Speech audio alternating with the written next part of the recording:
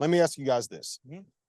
One of the talking points, one of the discussions we had last night was number one seeds and some of the top teams maybe faltering a little bit, having a lot of question marks from no Bill Self potentially to everything going on with Alabama and Brandon Miller to everything.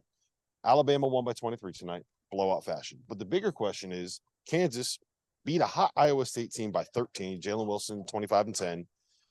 They 17 quad one wins. 17 quad one wins, and they get Texas, right? Texas ended up holding on. They get Texas in the Big 12 tournament title game. I want all you guys to answer this. You got something to say? Go ahead. If Kansas beats Texas in the Big 12 championship game, the Kansas Jayhawks are the number one overall seed in the NCAA tournament. That is end of story. That is indisputable, and I think the committee is aware of this. I do want to mention here, Jason Horowitz, who does work on SiriusXM, he said committee chair Chris Reynolds told me earlier tonight that 6 or 7, well, is it one or the other? 6 or 7 teams are being considered for the 1 seed. So as we extrapolate this out, that would be Bama, Kansas, Houston, Purdue, UCLA, Texas, and if you're going to a 7th, the only one would be Arizona under the potential that it wins the Pac-12. What about Marquette? I don't think Marquette can get to the 1 line. I don't think win the Big East regular season by 2 games. I know. Win the Big East tournament. Get a win over. Just added a win over UConn. Like, but you're the only one that's hot. I'll say this. I think they can jump from 3-2. All right. No bad losses. Like I feel like we're kind of overlooking the fact that they've had an unbelievable season. I don't think we're overlooking that. Who do they I jump? think most likely end up who they jump. It's who you bump off. That's the question. And when we look at it in totality here, there is inconsistency, and there has been for years on this, and it's fine. It is what it is. But what these conference tournament games are is they represent 1 data point, 2 data points, 3 data points. They're looking at the entire resume.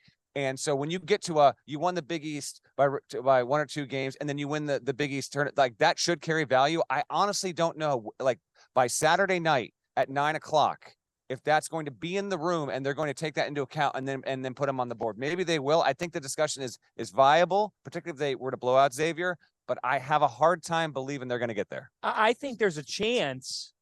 I think that no. I'm going in a different direction. Marquette at best is a 2 seed, and if they beat Xavier on Saturday night at Madison Square Garden, and you're 28-6 out of the Big East, and you beat Baylor, the doors off Baylor, you deserve to be on the 2 line. They're a 2 seed if they win this championship tomorrow night. Yeah, in my opinion, I think that there's a chance that the committee is going to bed now saying Kansas owns an overwhelming amount of quad 1 wins, more so than anybody. We don't even care about the end result of the Big 12 final. We've got our minds made up. They are the number 1 overall seed. Could Texas sneak up there? If Texas beats Kansas, Big 12 tournament champions, 13 quad 1 wins. Yeah. They will be second highest in the country in quad 1 wins. Could they get there? Not the number 1 overall. They could get number 1 seed. Number 1. They can get it. If Purdue loses and UCLA loses, they can get 1. They can sneak up in there, right?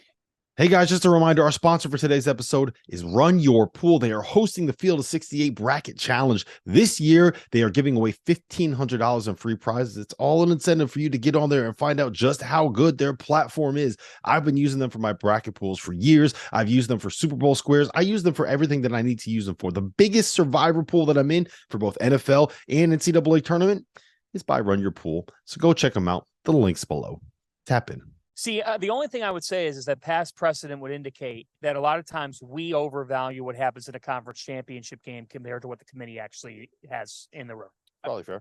I agree with that, but I think you can bump up a line. I think winning a championship, I don't think you can just come out of nowhere. You're not jumping from a 5 to a 3, to a 2 or whatever, but I think Texas is going to be, a 2 seed now? I think it's locked. I think they're locked to be a 2, yes, right? Locked. And I think they're one of those teams that's being considered. But are 3 of the 4 not locked for the number 1 line? Meaning Houston. I don't know.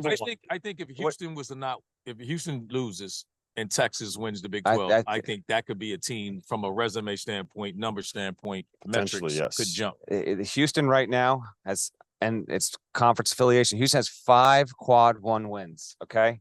Texas has more than double that. So, but the record needs to count.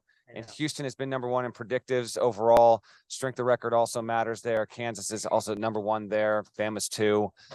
It's an interesting point, but Kansas, Fanta, to your point, I think that's a real likelihood. they go to bed tonight and Kansas is locked in on the number one overall seed. And why that matters?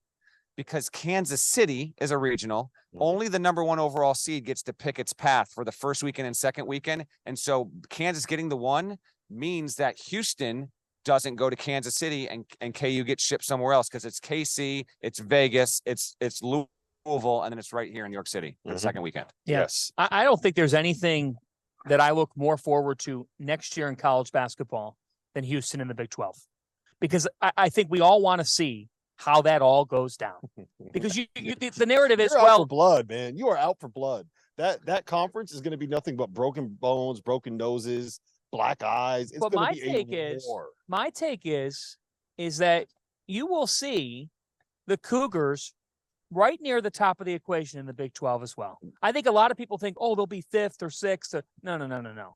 Kelvin Sampson's going to have a top 3 team in the Big 12. That's my take.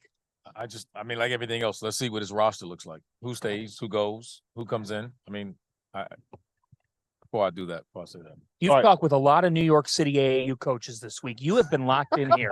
What has your first Big East tournament Is experience Randall been like? Childress trying to make sure that he's still able to get back into coaching? What's- Is that what's happening right now? What's this Oh, been like for you? He- Can I tell all 3 of you how much more enjoyable it has been to be in the press room, the press meal room with you here and with someone who was here last year from this network? Do you know the other people who work for the company? I'm vaguely familiar. You know the one guy? He's in Chicago. the guy that's not showing up for work tonight? Jerry. The other guy that took the night off? Jerry. John Fance is not the only one that took the night Whoa. off here. Wait a minute. We're taking holidays on Saturday before Selection Sunday. What's going on in Chicago? He had the sniffles and he sneezed one time. Oh, So Goodman was God. like, look, you know what? I can't work tonight. I He got to needs some take a sleep. break. He I needs some gotta sleep. I need some sleep tonight. I got to take a break.